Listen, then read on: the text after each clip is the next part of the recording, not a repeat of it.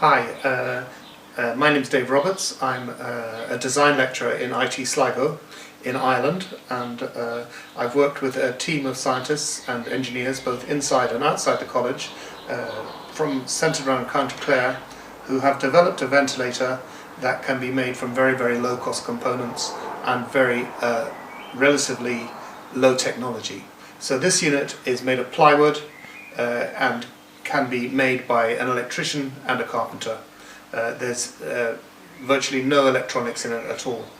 It utilises a standard wiper motor, a power supply which comes from a PC, and a motor controller, which at the moment we're using a unit that we can buy off the shelf from Radionics, but a motor controller can be made with a transistor and a couple of resistors and a potentiometer, very, very simply. Going to turn it on.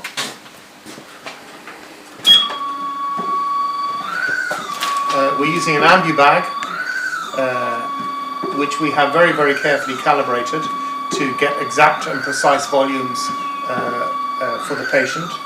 That's the test lung. Test lung is filling. I'm just going to turn it around to you. And you can see this is set for 600 at the moment, milliliters of tidal volume, and I'm able to adjust it with this hand wheel up to 700 or down to 300. And it's a very, very, very, very simple adjustment. And this unit just has a little threaded nut up here, and that can go up and down. There's a trapped nut there in a slot, and that allows the unit to go up and down. Next feature of it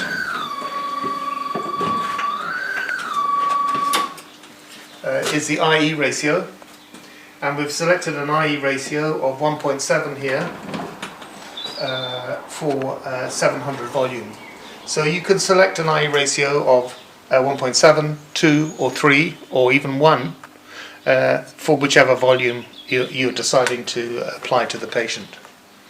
The last element in the ventilator is setting the breaths per minute, and obviously this wiper motor, as it rotates with the crank, one rotation is one breath. So 12 breaths per minute is just 12 rotations per minute, and simply. And if you don't have a controller with some sort of a data readout, you just count it with a stopwatch, and you can set it actually pretty precisely. Looking around the back of the unit, and that's our controller. We've got a battery backup on this. That's our PC power supply, and everything else is just straightforwardly out of an electrical shop. In its most simple iteration, this machine just needs a battery charger, a wiper motor and a controller, and obviously the adjustable shelf and the scale, and you're in business.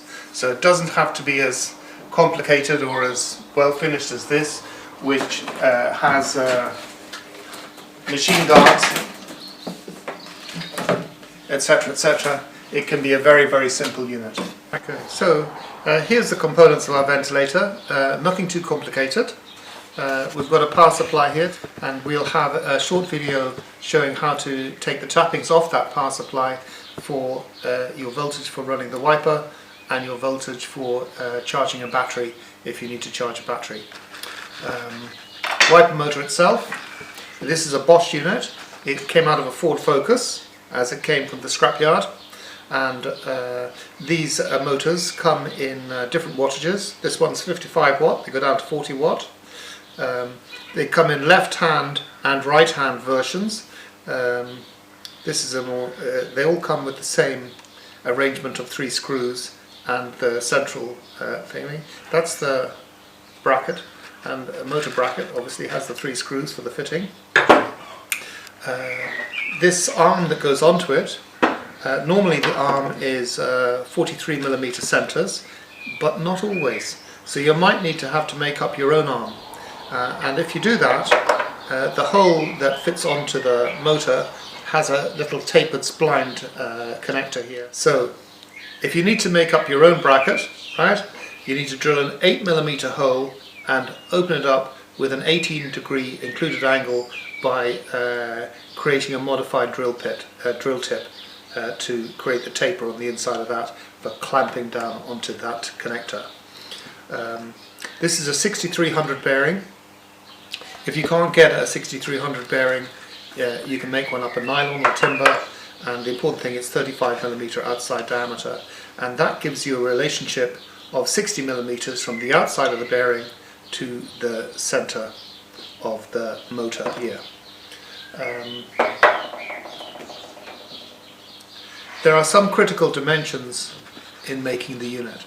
Obviously the pivot from the actuator arm to the center of the motor, and these heights relative to the base are important. So the horizontal dimension and the vertical dimension are important, as is the relationship between the actuator and the shelf. So that relationship between the actuator and the back of the shelf is important for where the bag is centered, and that's important for calibrating the bag, as is this piece of plastic here, which is just a rainwater downpipe. It's got an internal diameter of 64mm, which fits across the arm, and an outside diameter of, I think, 67mm. This is important because this has been calibrated with the bag, so don't use a different diameter, and you can actually make this, you can turn that down on a piece of wood if you need to make the same diameter. The bearing inside this is a 10mm nut and a small copper fitting, which is a 1/2 inch Hydrodair connector, which is Hydrodair is a sort of plastic pipe. It's very, very simple. This is the mechanism for the volume adjustment. I used a riv nut. You can put in a nut there and spot weld it on. Really, really very, very simple. But again, this has to be made as accurately as possible. All these dimensions are on the website. Last item is the controller. And controller unit, we're using a unit from Radionics here. It's 4179728. It's an off-the-shelf controller. Again, on the website there's a circuit. You can make up the circuit yourself. You don't need anything as complicated as this. And really, that's our unit. This is a ventilator of last resort. It's a control ventilator, which means it's used for comatose patients who are fully anaesthetized. It's not a support ventilator. If you do need a ventilator, you can make one up with the help of an electrician and a carpenter, and you can make them up in a very, very short time. You can make them more or less complicated depending on how far you want to go or how far you need to go. Good luck with it. Thank you.